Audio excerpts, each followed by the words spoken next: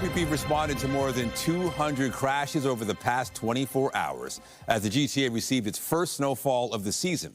This is a live look outside at the roads this hour. Good afternoon. Parts of the GTA experienced a record-setting snowfall yesterday, leaving many people unprepared when they hit the roads. The OPP says drivers being caught by surprise contributed to the overall number of crashes, and they are urging people to stay safe on the roads. CTV's Janice Golding has been following how people are dealing with the wintry conditions and joins us now live with more. Janice.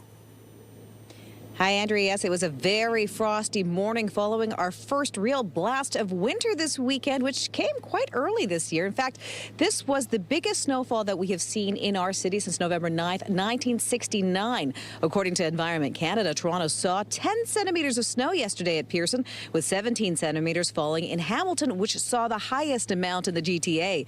That meant we all had to spend a little extra time getting ready this morning, finding our hats, gloves, and boots, and clearing off our cars. And, of course, many headed to their local garage to get their winter tires put on. Now, the OPP says in the last 24 hours, we saw 220 crashes on our highways, and another 120 cars got stuck in ditches. And that doesn't include the morning rush hour. Toronto police, meanwhile, say there was a 52% increase in property damage collisions compared to this time last year, with 38 crashes and 21 personal injury collisions. This came actually without warning, essentially, and it really came. And sometimes we hear about it and it turns out to be nothing, but we actually got some pretty significant snow accumulation. And even though it ended towards the evening hours of last night, the temperature just dropped, and whatever was on the ground, on the sidewalks, on the side streets, just turned into this crusty, hard snow ice that really makes it challenging to, first of all, get your vehicle clear of ice and snow before you get going, and then the side roads, they're slick. We are seeing a busier than normal Monday morning. Typically, we get that Monday morning rush, but as well with the conditions there, we are seeing more tows and winches, calls for that kind of stuff come through. So busy day, and we're just telling everybody, and it looks like from your traffic report that people are driving according to the weather conditions, but slow and steady wins the race on this day. We're all going 100 miles an hour right now. As soon as everybody catches wind of the news that the weather's getting worse, it's just nonstop, go, go, go, morning till night.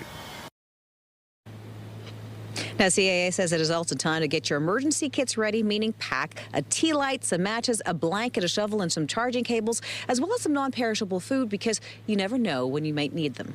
Reporting live, I'm Janice Golding. Now back to Andrea. Thanks, Janice. You be careful out there with your drive. Well, more news in a moment, but first, here's a live look at the city this afternoon. We can see that it's still overcast. I think that may be snow, but the person who can tell us really what's going on is Lindsay Morrison, and she's here now to look at the current conditions. Lindsay, how are you today? Oh, Andrea, I'm doing well, thank you. Hopefully you are too. Yeah, it's been a snowy, early snow here in the GTA. Pretty early, as Janice mentioned, for this time of year. November 9th now bringing us record snow here in Toronto for that day. And we've still got flurries out there. I'll widen things out a little bit to show you. It looked like a snow globe this morning in parts of Toronto, east and north of the city as well. And see this? These are snow squalls that are making their way off of Lake Huron. So that is the bigger story today as far as accumulating snow. So that's outside of the GTA. But for us, too, we could maybe pick up another 2 centimeters over the next couple of days here. Winds are fairly gusty. It's a northwest wind right now. So any flurries that are flying out there might reduce visibility.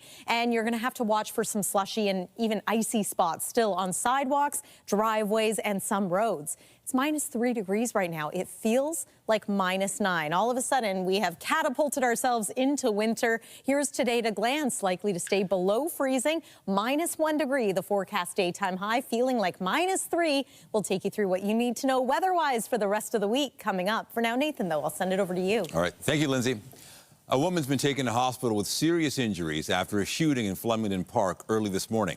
It happened just after midnight near Don Mills Road and St. Denis Drive. Police say the woman was taken to hospital with serious but non-life-threatening injuries. So far, there's been no word on possible suspects. Meanwhile, a man was taken to hospital following a shooting near Lawrence and Weston Rd. This one happened just before 11 last night. So far, there's been no update on the victim's condition. Police say the shooting also damaged the window of a nearby store. Investigators have not provided any details on suspects, and they're asking anyone with information to come forward. A trial is underway for a man accused of firing a stray bullet which killed a Toronto mother in 2023. Carolina Hubert-Mercarat was walking outside the South Riverdale Community Health Center on Queen near Carlaw when she was struck and killed in July of 2023. There had been an altercation involving 3 men shortly before the shots were fired, and the Crown Attorney says the bullet that killed Hubert-Mercarat was fired by Damien Hudson, who is now on trial for second-degree murder. He has pleaded not guilty. Today, court is hearing from witnesses who worked at the health center. And police are asking for your help finding a suspect wanted in a pair of robberies downtown. It's a woman in her early 20s. Now, she's described as around 5'6" with a slim to medium build. She has a tattoo on her finger and a star-shaped tattoo above her right hip. On November 7th, police say the suspect entered a store near Bay and Dundas with pepper spray before stealing several items. The same person is also believed to be responsible for robbing a store in the same area March 19th. No injuries have been reported following a house fire in Scarborough. The fire broke out in the attic of a 2-story home on Stubbswood Square near Midland and Huntingwood Drive. Toronto Fire says everyone in the house made it out safely, and a TTC bus has been brought in to provide shelter for the family. The cause of the blaze is still under investigation. And a note for commuters, there'll be an early nightly closure on Line 2 this week. Service between Kipling and Islington stations will end at 11:59 tonight. The same early closure will be in place each night through Friday. It's to accommodate planned track work. The TTC says shuttle buses will run until the end of service, while Wheel-Trans service will be available at Royal York Station. Flags were placed outside Sunnybrook's Veterans Center this morning as part of an annual tradition ahead of Remembrance Day. The funds from Operation Raise a Flag support the Veterans Center directly. CTV's Mike Walker joins us now live with more on the initiative. Mike. Well, Nathan and Andrea, just an incredible sight here outside Sunnybrook. The veterans who call the Veterans Center here at Sunnybrook Hospital home will wake up to this tomorrow morning on Remembrance Day. A sea of Canadian flags. As you mentioned, this is the 15th year for Operation Raise a Flag, which is honoring the services and sacrifices made by our veterans. Now, this morning, a small army of volunteers, staff, and military members have been planting approximately 30,000 Canadian and Indigenous designed flags across the lawns here at Sunnybrook to honor the nearly 150 veterans currently living here. We spoke with a couple of those veterans this morning, including Oswald Reese, who served with the 48th Highlanders and participated in several UN peacekeeping missions. He talked about what this campaign means to him during this somber time of remembrance. I think it's important not to forget because so many people give their life for this. So to forget all them people, I mean, not only Canadians, it's a worldwide thing. And that's what I enjoy thinking about. I don't just think about the Canadians, but I serve with other soldiers too, from different countries, you know. You think how they think about it too, you know. So planting the flags mean a lot. I think it's something that should never stop doing. We are here to commemorate, to say thanks, to pay tribute to all of our veterans. There's 150 that live here in the Veterans Center. And the second part is to use it as a fundraising initiative to raise money that enhances programming that we provide for the veterans. Now, each flag here represents a donation from a community member. This initiative raises hundreds of thousands of dollars every year, and as you just heard, supports programs offered here at the Veterans Center, most recently including a new public library. Reporting live, I'm Mike Walker. Andrea, back to you. Thank you, Mike. Still to come, climate scientists and delegates from around the globe have gathered in Brazil for the COP30 summit. We'll have more on the effort to address the climate crisis a little later in the newscast. But first, Canada's Public Health Agency says the country has now officially lost its measles elimination status. Canada had held the status since 1998. However, after a spike in cases over the past year, the Pan American Health Organization has revoked the status. The Public Health Agency of Canada says it reviewed recent data and confirmed sustained transmission of the same measles virus strain in Canada for a period of more than a year. I think it's really going to involve funding federal, provincial, and municipal public health programs so they could do the good work that they're intended to do. And part of that good work is community outreach, building trust among all the communities for which they serve, and being able to lower barriers to vaccinations like routine childhood immunization, such that you bring the vaccines to the people rather than people to the vaccines. This isn't something that we're going to fix overnight. This is going to be an ongoing process where we need to really dig deep and do the hard lifting. Health experts say slipping vaccination rates in parts of the country could lead to a surge in more vaccine-preventable illnesses. And as temperatures drop across the country, warming centers are opening up to help people out of the cold. Yes, now demand for the center is rising, and finding locations each year is becoming more challenging. CTV's Alison Bamford reports. The doors of this overnight warm-up center don't open for another couple of hours, but already people are huddled up waiting to get in. It's just a warm, safe place to be. The Salvation Army says demand for shelter in the city grows gradually each year. The Saskatoon Fire Department counted more than 1,200 encampments as of September 1st and cleaned up over 300 of them. In all of last year, crews cleared 218. Gordon Taylor says it's an indication drop-in center numbers could be up again this winter. When we opened on Monday night, we had 30 guests. It's gradually increased already through the first week. Last night we had 70. So we'll see how that trends and continues to go in the days ahead. Finding space for some of the most vulnerable is complicated and a challenge every fall. Just this week, Saskatoon City Council scrambled to find this temporary location for its women-only warm-up center. There are not a lot of options. No one necessarily wants to provide their facility for a use such as this. The province provides operational funding and in September announced $3 million in new money to have drop-in shelters open year-round in Saskatoon. Plans are far from finalized, but the social services minister says it's not up to the province to decide on locations. What the ministry can do is try to ensure that that process happens in an expedient manner. Between the city's two warm-up centers, Taylor says they should be able to meet demand for now, hoping future year-round services address some of the challenges. We need to do better long-term planning to have these things solved year to year rather than each year. And in the meantime, he says they'll do what they can to help those in need. Alison Bamford, CTV News, Saskatoon. Climate experts and delegates from roughly 200 countries have gathered in Brazil for the COP30. The summit is focused on limiting the climate crisis before catastrophic warming becomes inevitable.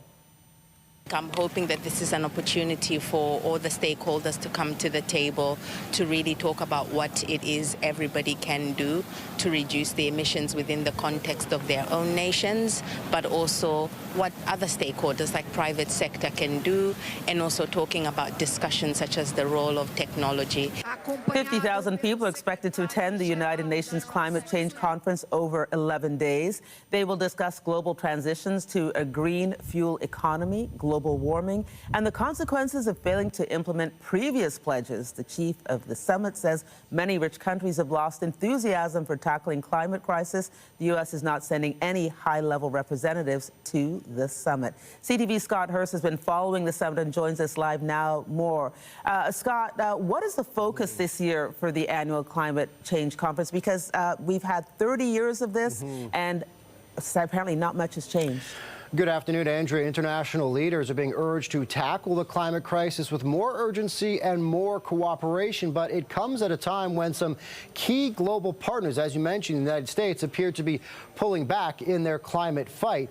Now, the climate summit ultimately brings countries together to take stronger action on climate change. Consistency, one of the key goals, is to keep warming to limits set a decade ago by the landmark Paris Agreement, but it's a goal many experts say may be slipping out of reach. Canada, for its part, also likely to face criticism as observers point to the recent budget, big on development and expansion on energy projects, but a retreat from some Trudeau-era climate policies. Canada's Environment Minister over the weekend pitching the country's climate competitiveness strategy as a shifting approach that she claims connects climate ambitions with economic growth. Here's more from Canada's Environment Minister, Julie DeBrusen. This strategy connects our climate ambition with a plan for economic growth. driving competitiveness in our industries while making meaningful emissions reductions that drive us towards net zero by 2050. It prioritizes measures that deliver the greatest emissions reductions and increases competitiveness at the lowest cost for Canadians. Now, Andrea, the question with the framework and the concern about the climate competitiveness strategy is that it appears to be short on detail and provides no update on where Canada stands on emission reduction targets. You know, Scott, Canada's talking about new pipelines south of the border. They have phrases like drill, baby, drill, and burn, baby, burn. So some leaders are not attending COP30. Do we know why? Is it political, or is it just, you know, they've lost their will? A lot of it is political, Andrea. A big question is ultimately who's not going to be there. Let's start with who will be there, particularly from the Canadian delegation. I mentioned the Environment Minister, Julie Debruzen. She will lead Canada's delegation to COP30. However, Prime Minister Mark Carney will not be there. One of the key absences, and this might not come as a surprise, is U.S. President Donald Trump. As is quite well known, he is very critical of climate science, and he's also been the leader who pulled the U.S. out of the landmark Paris Agreement. And just this past couple months in September at the UN General Assembly, Andrea, the U.S. president going so far as to call climate science and climate change ultimately a con job. And so there are questions and concerns about the ongoing relevancy of the COP summit, as there are some key partners, namely the U.S., that appear not to want to take part in the ongoing summits. Okay, CTV Scott Hurst. Scott, we always appreciate your detail. Have a good afternoon. Thanks, Andrea. You too. Thank you. That's for the comedy here. Canadians hurt by Canadian industries hurt by U.S. tariffs, like the forestry sector, we're looking to the federal budget for support. CTV's Sarah Plowman has more on their concerns and their hopes for the near future. When your biggest customer causes pain, you feel it a lot. U.S. tariffs and duties on softwood lumber sit at 45%, and the president has threatened to add more. Some mills have had to cut back or close, so Canada's forestry sector was definitely looking to the federal budget for relief. We saw ourselves in this budget. It's just such a crisis moment for our sector and for our people right now. It's tough to be overly optimistic. The Carney government's budget included a previously promised support package, $1.25 billion with hundreds of millions in loan guarantees and help to diversify markets. The budget also committed to using Canadian lumber in construction and expanded an investment tax credit to include biomass.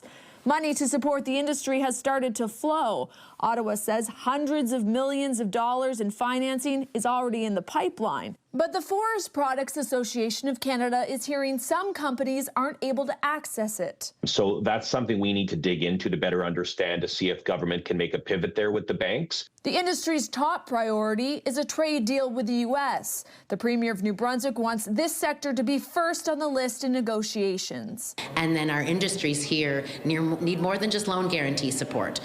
We want to make sure that when they talk about expanding and diversifying markets, that is money that's going to be out the door tomorrow. At a summit in Vancouver last week, Ottawa agreed to set up a task force with BC, pledging more support for forestry. Obviously too tight to the budget to be reflected there, but we're looking for that from the federal government. The head of Unifor thinks the Build Canada Homes program will bring a boost, and the support package is crucial, but is calling for a coordinated national strategy bringing government, industry, and unions together. We really believe that this is essential to making sure we can weather this crisis. Sarah Plowman, CTV News, Fredericton.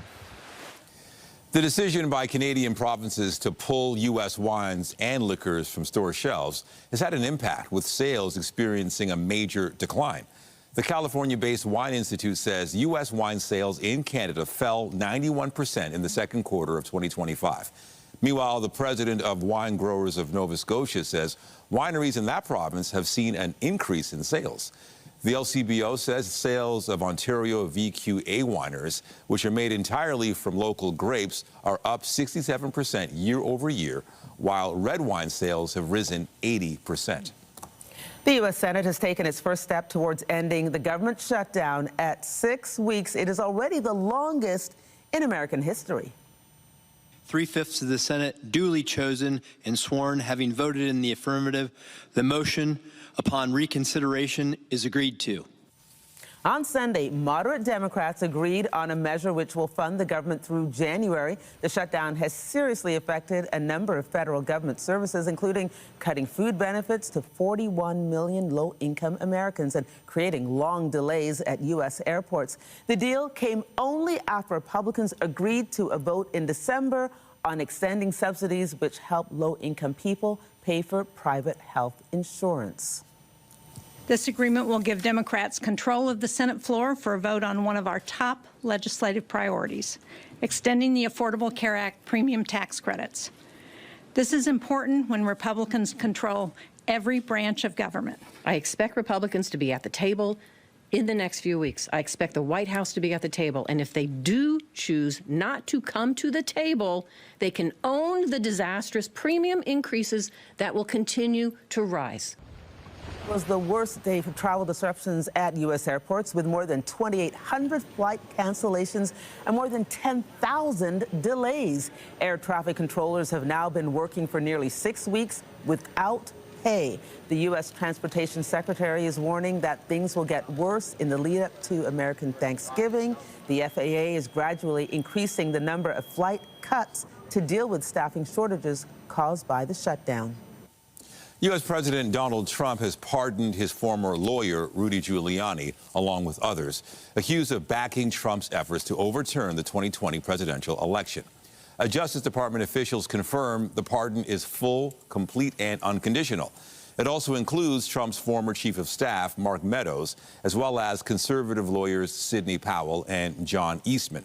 Presidential pardons only apply to federal crimes, and none of Trump's allies were ever charged federally over their effort to overturn Joe Biden's victory in the 2020 election.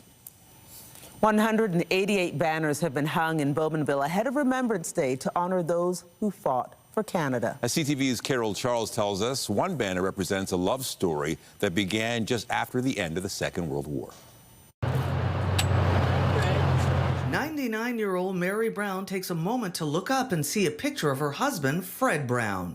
Brown enlisted for World War II service in the Canadian Army and was assigned to the Royal Canadian Corps of Signals. Over the past few weeks, his image has towered over King Street in Bowmanville. A happy memory for Mary just before she steps into Cut and Curl Salon for her weekly hair appointment. She is a bit of a celebrity at this shop. Lady Linda and Miss Mary. And takes joy in sharing stories about her life with Fred. We got married the 27th of November 1945. A long-lasting love affair. 69 years of marriage, so. 69? Yeah. Wow. That's pretty good. It all began when Mary, who is originally from Aberdeen, Scotland, met Brown at a movie theater. He had traveled to Scotland from England by train while on leave from service. He always had his uniform on in Scotland. Mary says her Canadian war veteran spoke very little of the battles he saw. All the time we were married, he didn't talk about it. Why do you think? I think they wanted to forget what they'd seen. She says her Fred was one of the lucky ones. He survived World War II. He was lucky he didn't get, the only thing he got shrapnel in some parts of him. After the war ended, they married, moved to Canada, and raised a family.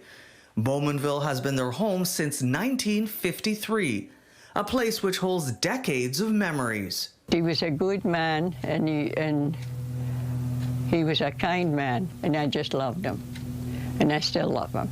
In September of 2014, at the age of 91, Brown received a service medal from the French Embassy in Ottawa for the role he played in helping to liberate France. A proud moment for Mary, too. Oh, you're darn right.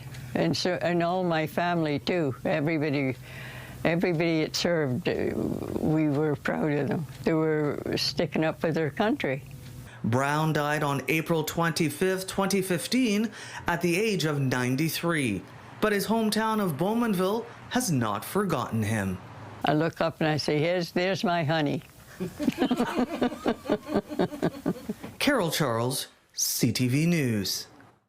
So normally when we see our first flakes of the season, we don't have to do any shoveling, but that was not the case this time. Take a look at some of the numbers recorded across southern Ontario yesterday. So this is as of about 9 a.m. this morning.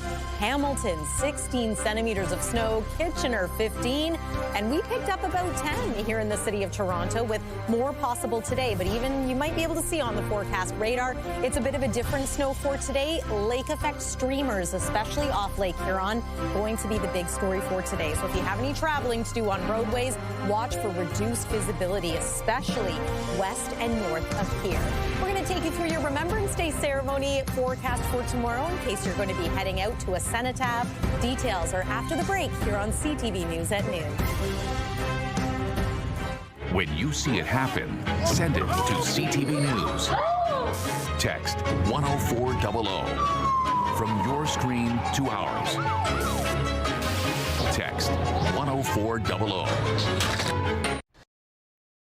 All right, let's talk about the forecast. And I know that we warned on Friday that snow was coming, but initially it seemed like there was a chance of snow. Then it turned into more of a chance. Obviously, it's going to, what? That's what I remember. You don't remember this? That's not the way I heard That's how I remember it. It was a chance of snow, then all of a sudden it was all snow, and then the snow came. And we were still surprised. May I refresh your memory? Yep. So as of Thursday, it appeared likely that we were going to get some snow, but this was really the worst case scenario, and it happened, which, as we know, that doesn't always happen. So yeah, this is a reminder, or perhaps a little refresher on maybe we take it seriously sometimes, of course.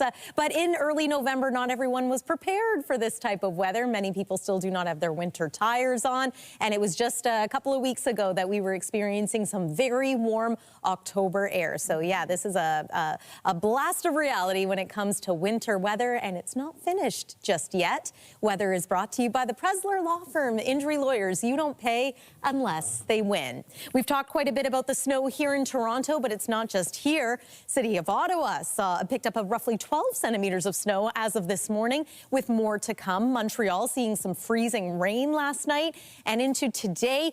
It's possible that some parts of Quebec will pick up 30 centimeters of snow by the time all is said and done on about Tuesday. And again, the big weather story today in southern Ontario, snow squalls. Now, these are different from the system snow that we got yesterday. So yesterday's was a widespread system that swept across southern Ontario. Let me show you the watches and warnings that are in place. These are snow squall watches and warnings, along with a winter weather travel advisory for the Bruce Peninsula. Snow squalls can impact very localized and very specific areas, but it can change. So while there's snow right now coming off of Lake Huron, these bands can oscillate as the winds change a little bit. So it could be sunny one moment, and then the next thing you know, if you're driving in this part of Ontario, you're hit with a wall of snow. So it's a bit of a dangerous setup. We just want to be mindful of that. We still have some flurries impacting the GTA, lessening compared to earlier this morning, and certainly compared to yesterday. For the most part, we have said goodbye to that low that brought us all the snow, but we remain a little unsettled here through the next couple of days. It looks like we might pick up an additional 1 to 2 centimeters of snow here at home. And again, more than that expected for areas north and west of here. Some areas might pick up 20 centimeters by the time all is said and done. Perhaps a lake effect band off Georgian Bay impacting us into tomorrow morning. There's 11 a.m. for Remembrance Day ceremonies. A little bit of mixed precip possible, or even likely, with the temperature starting to climb. And then by Wednesday, it's mild enough for us once again to get into some rain as opposed to snow, hopefully washing away any of that snow that's on the ground. Winds will continue to be a story as the week goes on, eventually changing to a southwest wind, so that will bump up our temperature. We're at -3 degrees right now. I want to remind you of the fact that our seasonal norm is 9. So we are well below that for today and for tonight, -2 overnight tonight. There's tomorrow's high, 3 degrees. And if we can here, we'll take a quick look at your 7-day forecast. That chance of showers continuing through the middle of the week, but hopefully returning to some sunshine by about Thursday, Friday. A little warmer over the weekend as well. Andrea, I'll send things over to you. Thank you, Lindsay. AFC Toronto will square off with the Montreal Roses in the second leg of their Northern Super League final tonight. The teams are set to take the pitch at York Line Stadium yesterday afternoon, but the match was postponed due to inclement weather. AFC Toronto beat Montreal 2-0 in their first semi-final leg. A positive result tonight would send the team to the Northern Super League final, which is set to be held at BMO Field on Saturday. Former Raptors coach and Basketball Hall of Famer Lenny Wilkens has died. Wilkens coached 2,487 NBA games, which remains a league record. He was also a 9-time All-Star as a player before becoming a head coach. Wilkens served as the Raptors coach between 2000 and 2003, leading the team to 2 playoff appearances. He was the first NBA coach to reach 1,000 career victories. Lenny Wilkens was 88 years old. Still to come, new data suggests trigger warnings on social media posts are ineffective. We'll have those details when we come back.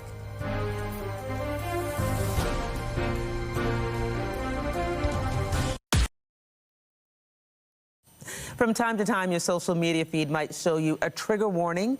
Well, new research suggests that's not doing very much at all. For more, we're joined by CTV Science and Tech Specialist Dan Riskin. Dan, I guess we don't need a trigger warning for this study, and if we did, there would probably be no point in using it. So trigger away, because it doesn't do anything. Well, it doesn't do nothing, but, you know, this happens on the news all the time when you say we're about to show you something that you might not want to have kids in the room. On social media, there's something equivalent. It's these trigger warnings, and sometimes it'll come up as a sort of a blurred out screen, and you tap it if you agree to look at it. The question is whether this works. And so what they did for the studies, they had about 250 young adults, and they just asked these people to just pay attention to their habits for the next week. And every day they would check in and say, did you have any trigger warnings on your social media feed? And what'd you do? 90% of the time, people just look at it. I mean, it doesn't seem to stop them, even when the trigger warning is relevant to the thing that a person does have anxiety about or issues around. They still go ahead and look at it because they're curious. And so the question is whether these trigger warnings are effective. If they're not, why have them? And is there a better option? But this doesn't seem to be doing what everybody thought they would do. I wonder if it does the opposite. Right, makes you more curious. I think they function as clickbait sometimes, right? Trigger warning, this is going to be pretty exciting. And, you know, people are more likely to lean into it. You know, we were just talking before we came on the air about what's going on in Jamaica, and I know a lot of my family members are looking at videos of the devastation, and that's upsetting, but they can't stop looking because it's just, they just can't comprehend just how bad Hurricane Melissa has been. So I say just turn it off, but it's hard for them to turn it off because they want to know what's going on. Right. And that becomes the problem. When that becomes your news feed, it's just so unfiltered and so unpredictable and often incorrect, right? And this is where having reliable news, I mean, here we are, but I mean, what you do is so important because it's great to have a place you can go that you can trust, where you know that you're going to get the real deal. Every time they say something, I Google it, make sure it's fact, and say fake news. Anyway, continuing on with why you're here. The movie 2001: A Space Odyssey keeps coming up because some AI models refusing to shut down when told to. So it kind of sounds like the plot of a sci-fi movie. Yeah, it does. So yeah, 2001: A Space Odyssey. I'm sorry, Dave, I can't do that, right? You remember that line? And the computer protects the mission above protecting the people. And there's new research using AI models, and it sort of smells like that. So here's how it works: is it's ChatGPT, it's Grok, it's these different models, and they give instructions to the model that say, you're going to do these things, and as a result of that, we're going to turn you off. Won't do it. Won't do it. Won't do it. Refuses to do it, or changes the instructions, or just kind of finds a workaround. And sometimes when you say, no, I really do want you to shut down, it just digs its heels in and won't shut down. And so we're not saying that they're sentient yet. We're not saying that they're aware of, but this is a tendency that wasn't built into them that has come out of them. And so what does that lead to? I'm so old that I had a class trip to the movie theater to see that film when it came out. I didn't understand it then, but I'm kind of getting it now. Yeah, I mean, fortunately, the world is changing in a way to make you understand that movie. Kubrick must be very happy in his grave. But it's not necessarily that you've got a nefarious sort of evil mind that's going to make the AI bots sentient like they did in the Terminator movies, but maybe while we're making these AI bots just function, we're accidentally giving them an instinct to survive. And so this is a beginning of a scary movie that we're living. Are you concerned about this? You know what? I am not surprised by it, and it might not be worrisome, but we'd be silly not to pay close attention to it and try to figure out what it means. Right, like every movie tells us this, right? Yes, okay, no, all the movies start like this, So new research says that some people actually want to feel uncomfortable, like when they watch a horror movie or eat sour food. Why is that? Right, yeah, so eating sour food, eating spicy food, going to a haunted house, there are all these different things that we do that are actually not that fun in the moment, and that are sort of fun when you look back at it. And this is a study to try to explain why that's part of human nature and why some people are more like that than others. And the correlation with different personality traits that was strongest wasn't an adrenaline junkie thing. It was the idea that you're trying to make yourself a better, more well-rounded person. People that have that tendency or that worldview tend to want to try the weird food, tend to want to try the strange experience, tend to want to go traveling to a place that might not have functional bathrooms, things Not like me. that. Not you? Well, functional bathrooms I can handle, and bathrooms I can handle, but yeah, the horror movies, I remember I dated a guy once, and we went to a horror movie, I said, that's it. I didn't want to go, I went because of him, and then that was it. I broke up with him. Yeah, you saved yourself some trouble. Yeah, Okay. couldn't handle You'd it. seen 2001: A Space Odyssey. You didn't need to see the other. Dan Riskin, thanks for joining us. We all appreciate your take on everything that's going on with science and tech. Thank you. All right, some other news now. Thousands of doctors rallied in Montreal this weekend, pushing back at a new Quebec law which changes their compensation structure. The province says it's aimed at overhauling the medical system, but doctors say it's going to cause widespread damage. CTV's Quebec Bureau Chief Jean-Pierre Beauchemin reports. Thousands of Quebec doctors packed what's normally the home of the Montreal Canadiens.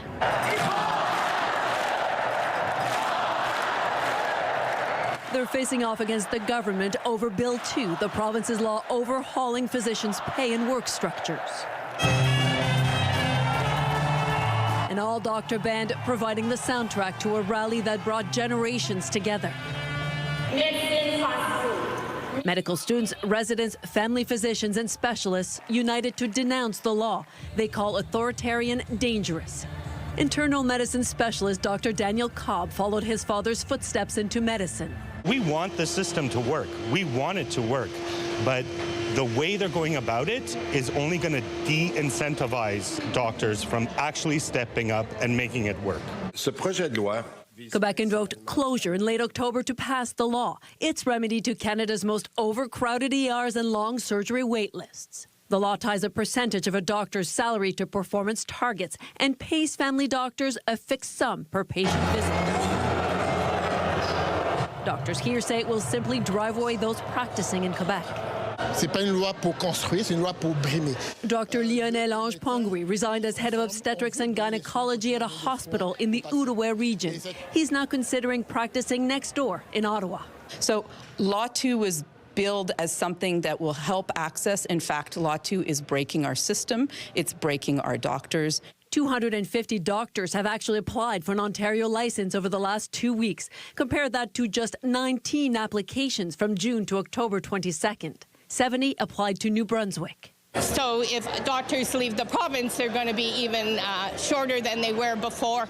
Wait length times are going to increase. And those at the rally say it's time Quebec starts treating patients and doctors with a dose of respect. And the doctors vow to continue to fight a law they say simply hurts an already ailing healthcare system. Geneviève Beauchemin, CTV News, Montreal. Still to come, Tim Hortons is offering free coffee to veterans and armed forces members to mark Remembrance Day. We'll have more on the promotion when we come back. Get Toronto's top stories, breaking news alerts, and watch live. Download the CTV News app. Welcome back. A 103-year-old veteran will be among those attending the National Remembrance Day ceremony in Ottawa tomorrow. While he was far from the battlefield, he played a crucial role in Canada's war effort by boosting morale at home. CTV's Kathy Lee has the story. I would have been 20, 21. Clad in his Royal Canadian Air Force uniform is a young man ready to answer the call of the Second World War. I thought, oh boy, I'm going overseas.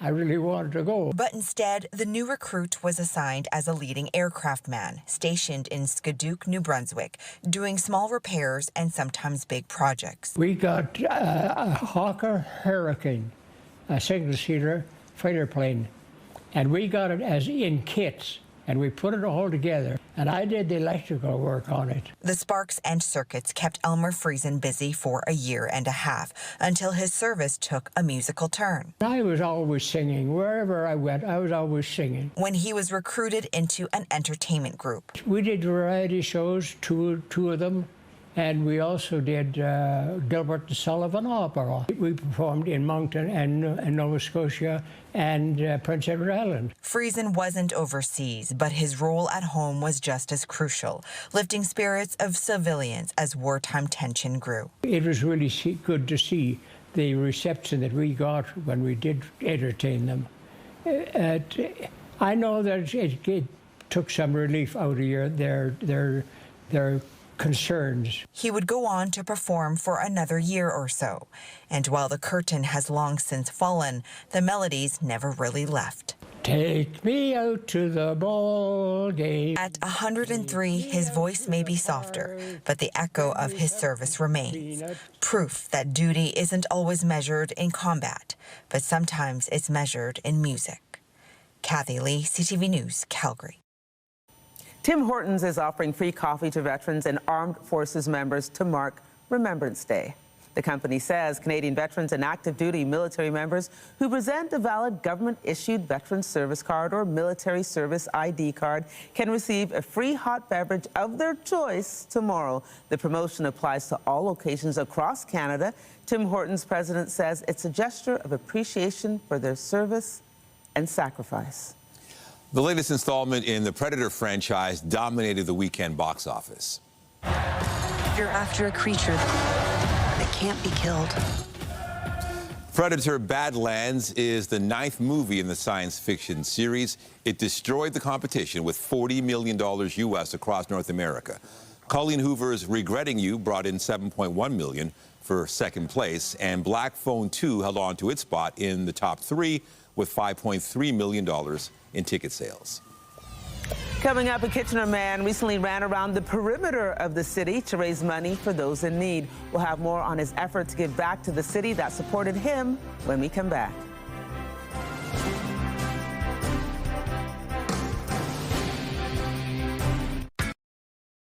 A Kitchener man is going the distance to make a difference, running around the perimeter of the city to raise money for people in need. CTV's Kerry Schmidt has more on how the refugee-turned-runner is giving back 1 kilometer at a time.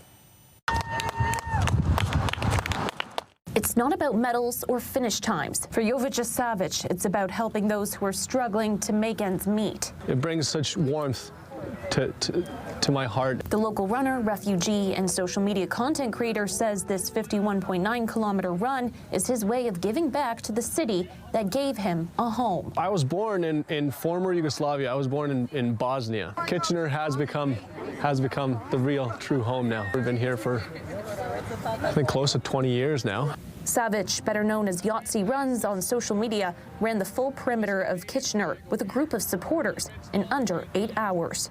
We just hit 25K. The sun is shining bright. Almost halfway.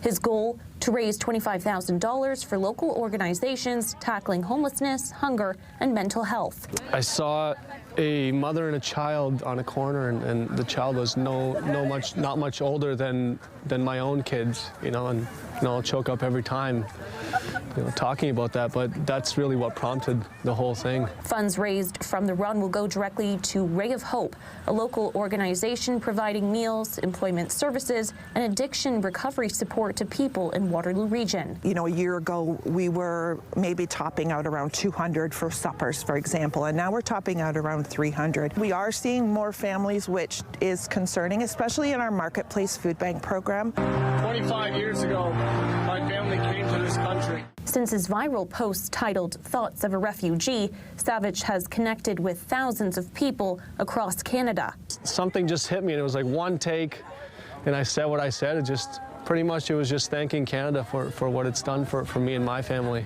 Including some who've now become close friends. I wanted to surprise him. You truly never know when that could be you in the situation, and it could be one paycheck away, or it's a hard world, and what he's doing is unbelievable. With over 100 donations made and raising just under 1/3 of his goal, Savic says every step is for someone who's been left behind, a reminder that no one should be left on the outside. It's just people taking care of people that are around them and surrounding them, because without community, we're nothing, really. Kerry Schmidt, CTV News, Kitchener. And Lindsay joins us once again. Lindsay, people want to know when they can put away their shovel. Well, probably not just yet, because even though we're not going to get the same amount of snow that we got yesterday again today, there are still a few flurries out there, and we might pick up another trace to a couple of centimeters of snow here in the GTA, and perhaps more than that outside of the GTA. So here's one more look at our weather watches, warnings, advisories that are in place currently. This mainly has to do with snow squalls. Let me show you what those look like on the radar. You can see them. They start to look like streaks coming off of Lake Huron. Heavy snow embedded within those, especially around Grand Bend at this hour.